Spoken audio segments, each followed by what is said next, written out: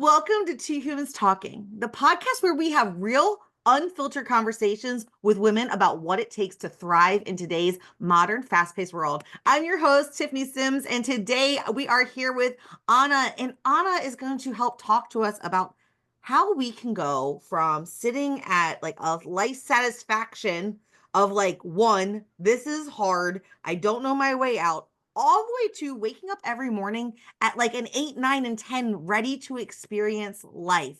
But before we dive in, I want to take a moment to shout out the Modern Woman Society. The Modern Woman Society is a high performance coaching container for women who can't afford to burn out or stall in their growth because too many people depend on their leadership. Inside the Modern Woman Society, we break free from the outdated hustle culture and learn how to scale our impact without the exhaustion, guilt, or sacrifice that success used to demand. If that speaks to you, we would love to have a chat. Click that link below. But let's get ready to meet Anna. She is a light, she is love, and I'm so excited that you are here.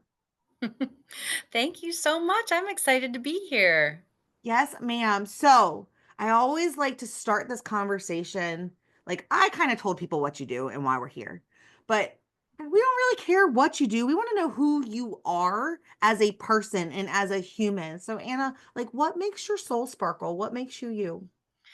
So I think at the heart of it, when I remove the roles that I play as like wife, mother, entrepreneur, all of the things, I am somebody who loves adventure. I'm kind of a thrill seeker, although I'm much more into taking calculated risks as I've gotten older. I'm like, yeah, maybe I don't want to actually break any bones, so I think I'll do it this way, But I still just really enjoy pushing myself to get out and experience life. I love to travel. Um, I love hiking. I've got my dog at my feet. I love my dog. We also have a cat.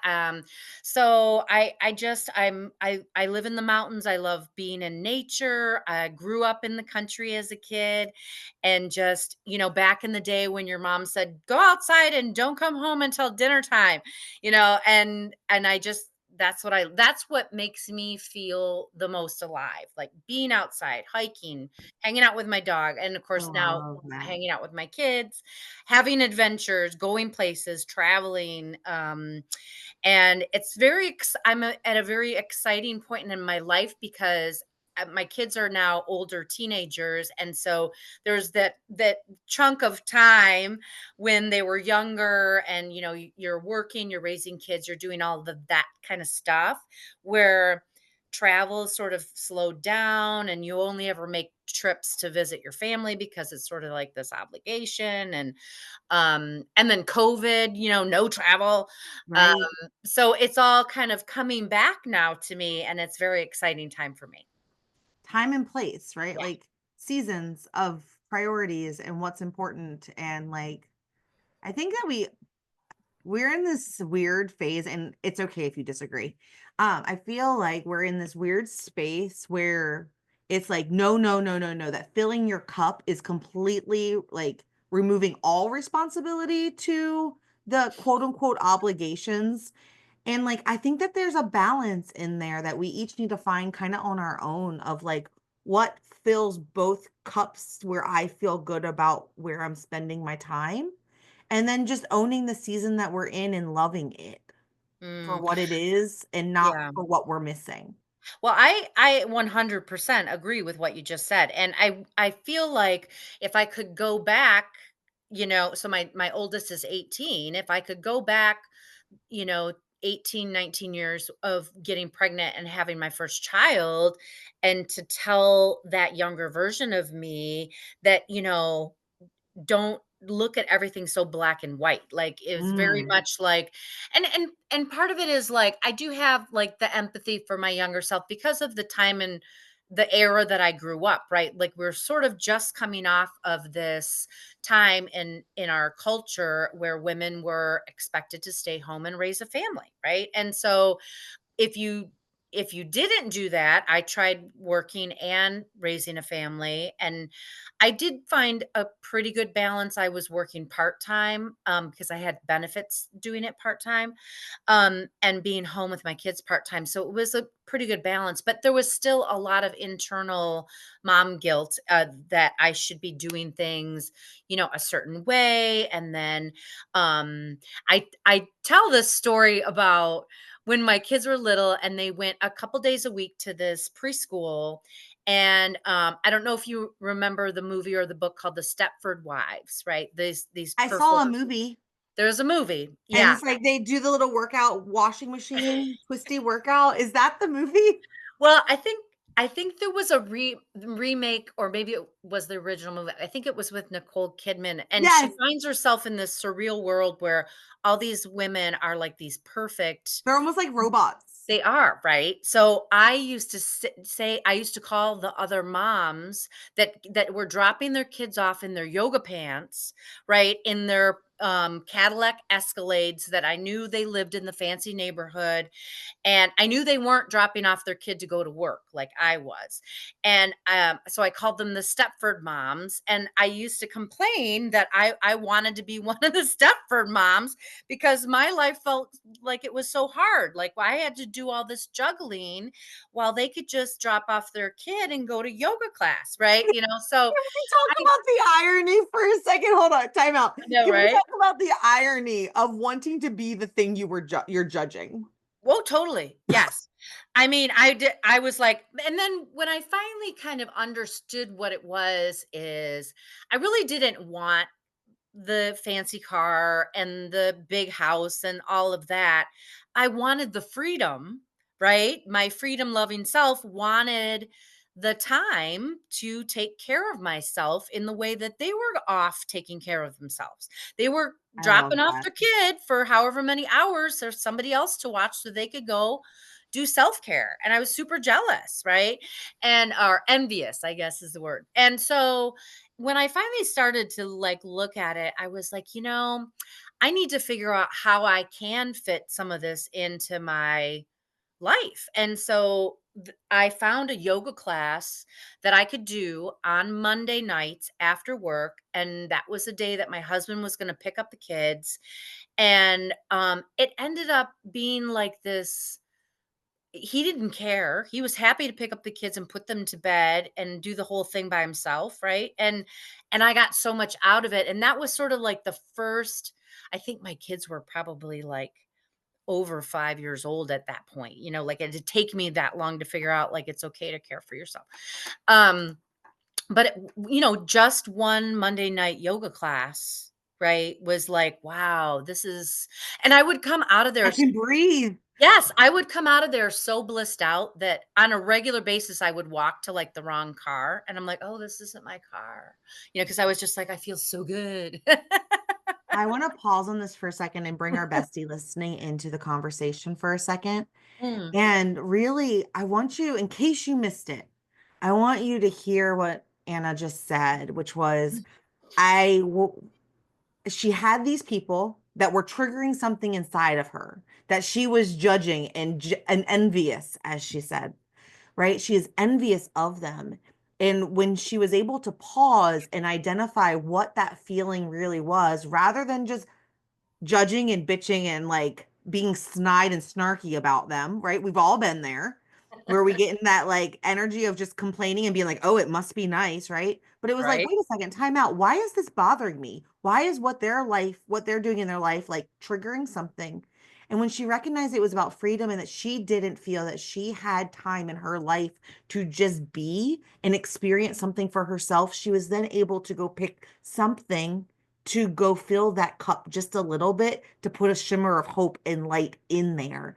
And so if you're feeling triggered by something, it's a really good, like your body saying like, hey, pay attention here. And so I encourage you to just get curious about what might be triggering the trigger where you're getting frustrated, and then explore how you might do one or two things to help maybe overcome that now that it's brought to your attention. And so I wanted to just highlight that for a second in case it was missed, because I think that that is such a key like life skill to Hmm. understand. Yeah. No, true, and I feel like I've had many sort of ups and downs with it that, where I was reclaiming time and regaining my energy by creating, allowing myself to have things in my life that really did refill my cup. And so it has ebbed and flowed in that way.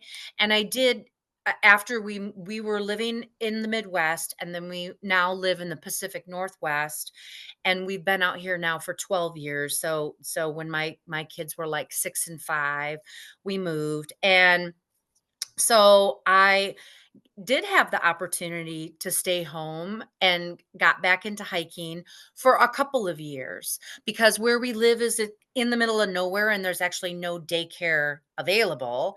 And it's pretty far of a drive to find work. And so at the time that we moved here, my husband was the primary um outside of the home breadwinner, and I had an opportunity to stay at home with the kids. So that was great. So I kind of then I got to become the Stepford mom, right? For a I little love bit. this. I know, It's right? fun And circle. it, I don't like you. I'm jealous of you. I'm envious of you. I took and some now I am steps. you. The universe moved some things around now that I've made awareness of this, and now I am you. Heck yeah. Yeah, but in a totally different way, like, In your yes, in your like, own way. I in my hiking shoes, and not my I mean, I do still do I actually am now a yoga instructor, interestingly enough. But yeah, so in a rugged Pacific Northwest way, I became a That's Stepford mom. so fun. Yeah, but then I did go back and started working. I've had a variety of different things, and then I was doing amazing things, and then COVID hit, right? And I lost my job, and I was kind of like out there untethered in space for a couple of I years. And like I that description. That Yeah, I got yes. That was that's such how a good it felt. descriptor. That is exactly what it felt like. It did feel like that. And I'm grateful in the sense of, like, my kids were junior high at that time. And so me being able to be here and help them transition from being in school to doing school online, and then just supporting their own mental health during this, not being allowed to see their friends or do things. I am grateful that I was able to be home, because I know not every that was not the case for everyone. um, so I did end up doing some sort of seasonal work. We live near a ski resort, and it was really fun at first, because it was like, yay, I get to put on a mask and be around other human beings again, right? I get And to touch people I again. get to touch people and talk to people, and I got my free ski passes, and so it was like really fun, right? And then Jealous.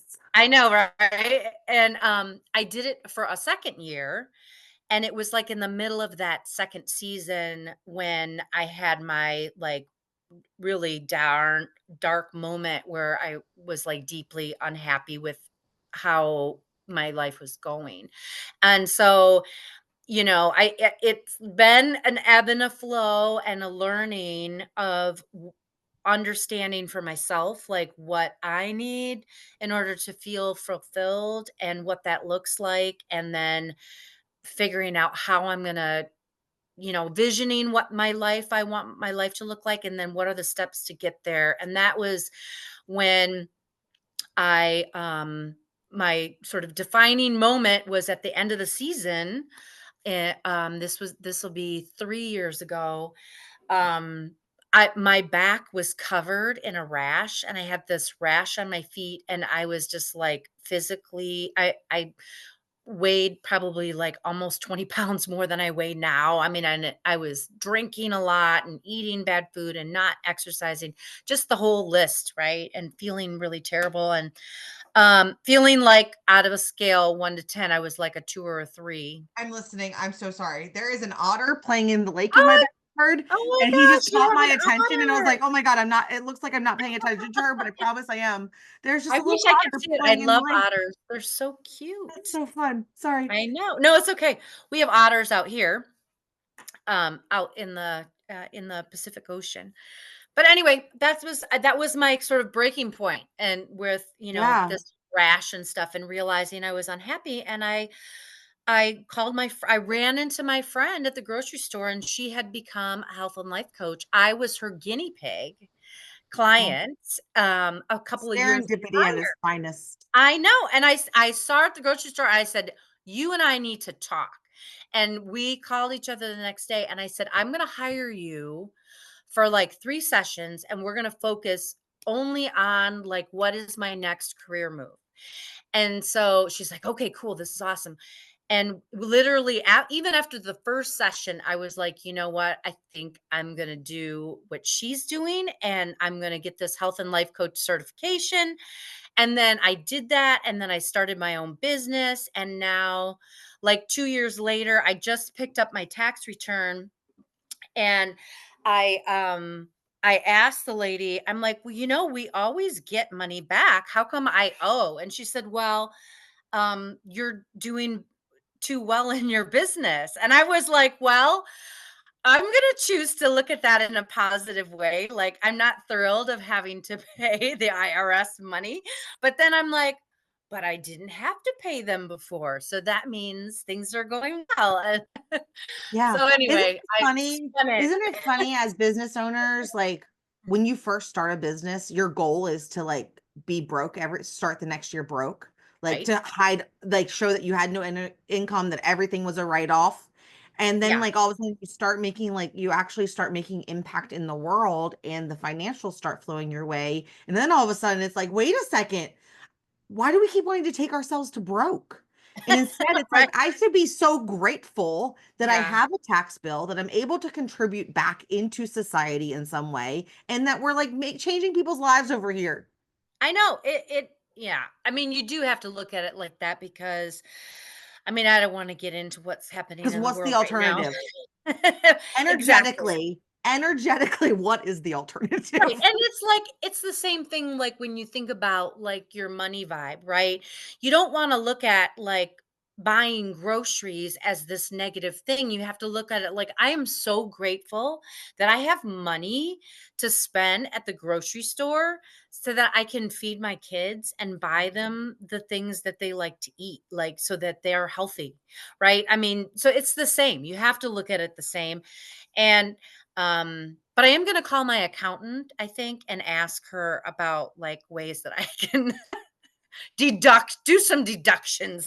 Tax, I'm not the expert in this, but I think the path to freedom in that is tax-free accounts. Yeah. We can talk about that offline.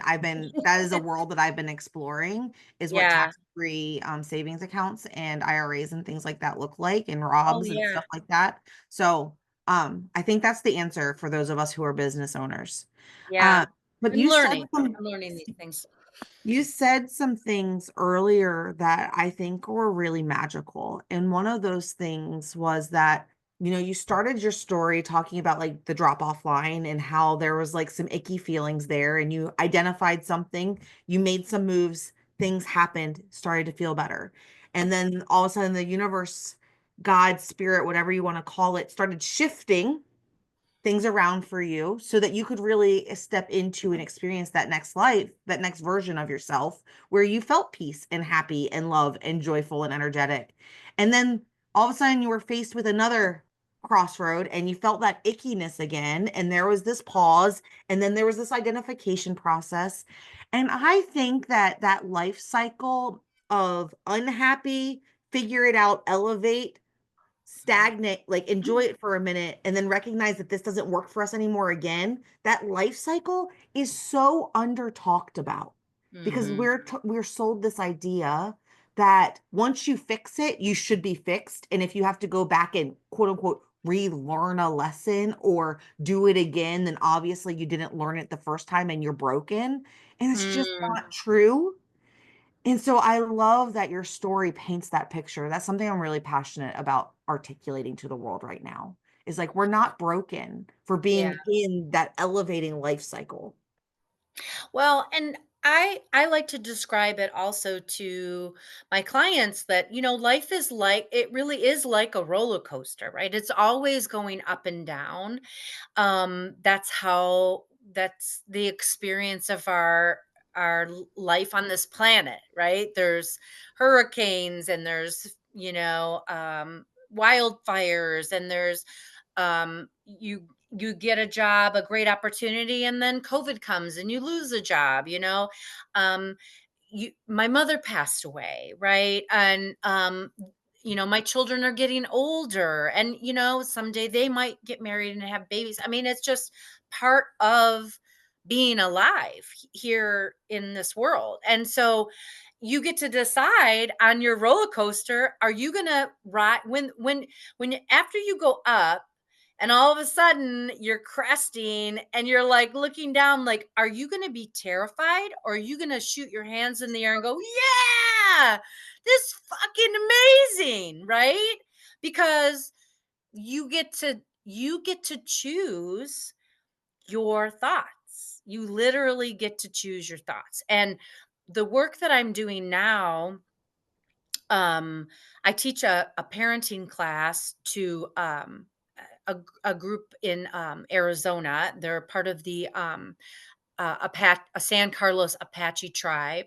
And I teach this parenting class, and it's all about learning the skills to manage these ups and downs of life in a way that does serve you, that doesn't make things worse, and that you can actually express what you need in a way that honors your self respect and make your life better, right? So these are people that are in a situation with their lives are really difficult. There's a lot of historical um, trauma. There's a lot of poverty. There's a lot of substance abuse, and people have been separated from their children, and all of these things that you think, like, wow, if that was happening to me, like, could I even, like, get out of bed in the morning, right?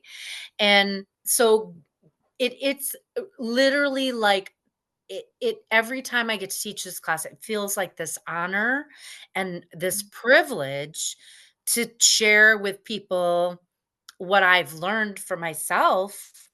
Um, and when I hear somebody say, like, you teach somebody a really simple, like, deep breathing exercise to help them calm down when they've been triggered by something, or they want to get angry. And to hear somebody say, my children were, off the rails, and I found myself getting angry, and I went outside and sat under a tree, and I breathed deeply, and I prayed. And then I went back in the house, and I was calm, and I did not yell at my children. Like, these are just little things that people learn to be able to change their thoughts, that then changes their behavior, and it makes their lives so much better. Yeah.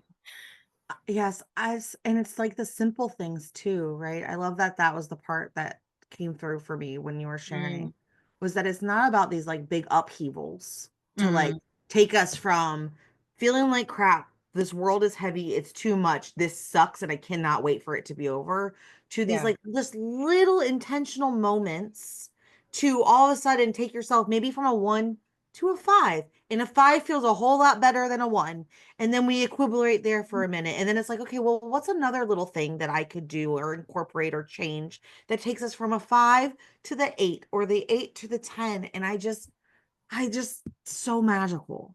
It is. And exactly what you said. It's little tiny actions that you can just to start doing, like the deep breathing is a literal, like, 90-second, 2-minute thing that you can do, and it activates your And it's so parasympathetic. underrated. It's so underrated. It's In like, oh, fact, I don't have time for that. That's nonsense. And it's I like, know but I was doing this actually, at the kitchen table one day, and my son, I was like, and he was, like, on his phone, and he's like, "What are you doing?" And I was like, "I'm deep breathing."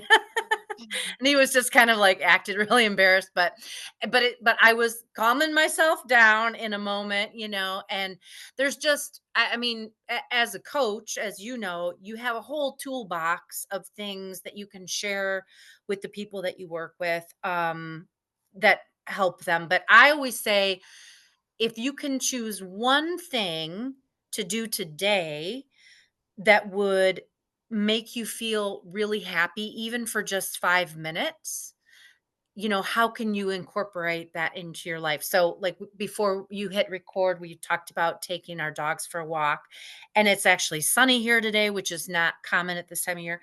And so, like, as soon as we're done, I'm like out the door, gonna take that dog for a walk, because it's like that's the thing that that refills my cup. Somebody else, it might be they have their cup of coffee and their tea, and they just, read a chapter in a book, and that's their thing.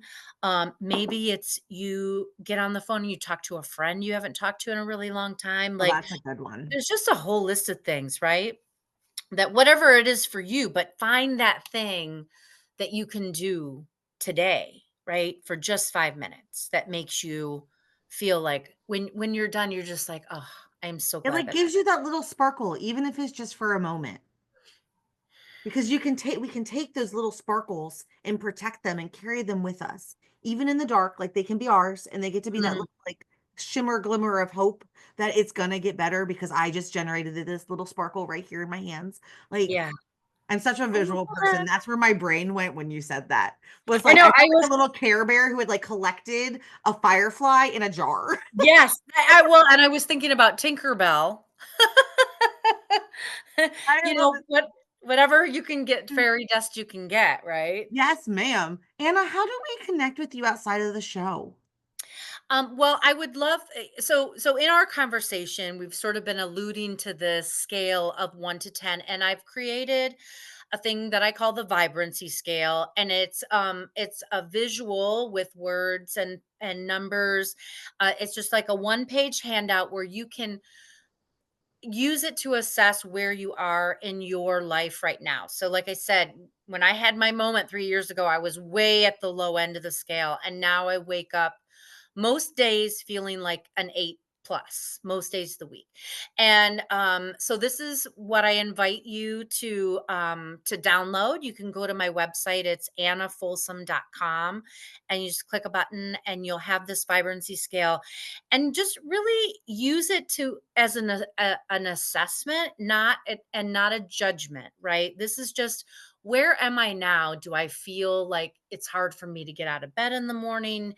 Do I have brain fog? Do I Am I unhappy with my relationships? Or if you're doing well and things are going well, maybe you wake out of bed with a lot of optimism, hope, and joy, which is amazing. Then I invite you to share your joy with others. But and my other invitation to you is to do one thing for yourself, even if it's only for 5 minutes, that would make you feel an emotion that you want to experience, whether it's happiness, contentment, joy, love, freedom. What is just one thing that you can do, and then just keep trying to do more and more of it. I love that so much. You hear me say it every episode if you've been around for more than one, which is like go be a human with other humans. Mm. Go connect with her. Go download the worksheet. Go figure out where you're at because like Anna was saying, like it's not about like judgment. It's about taking inventory of where we are right now so we know how to help ourselves. And so if someone is willing to give you a gift to help you through the muck, take it, like take their hand. So go be a human and connect with her and download the guide.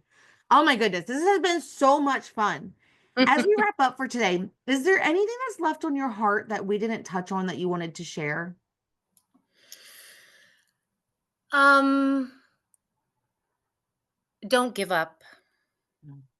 Right? Every person on this planet has had to go through difficult things. And whether, your child was diagnosed with a medical condition, you lost a parent when you were young, you've been married and divorced, you've lost your job, you we had a wildfire here like a couple years ago. We were spared, but it was crazy scary. There was wildfires in California. I mean, things happen and you will survive it, right? But don't just survive it, right? Find a way to thrive despite all of the craziness. Find a way to go onto that roller coaster. And as you're coming down, be excited, right? Be excited for life and find the joy and the love and the connection that is your birthright to experience. This chat has been so good. Thank you for being here. Thank you for sharing your heart with us. And with that, that's Two Humans Talking. I'll see you next time. Bye.